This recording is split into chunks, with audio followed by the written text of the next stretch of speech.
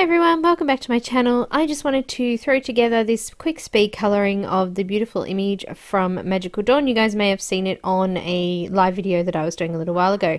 So it's all finished now. I want you guys to check it out.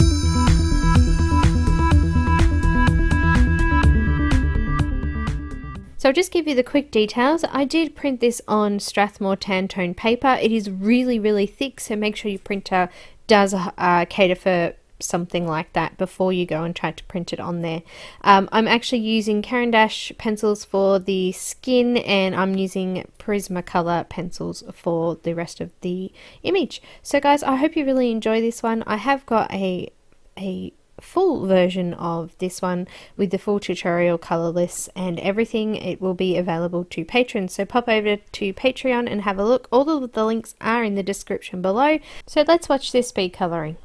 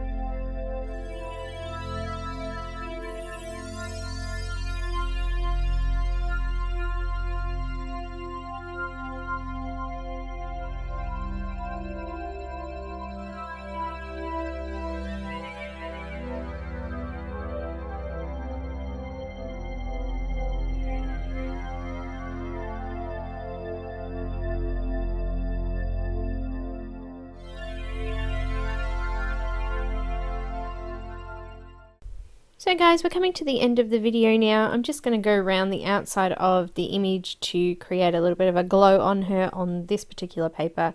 It looks really awesome.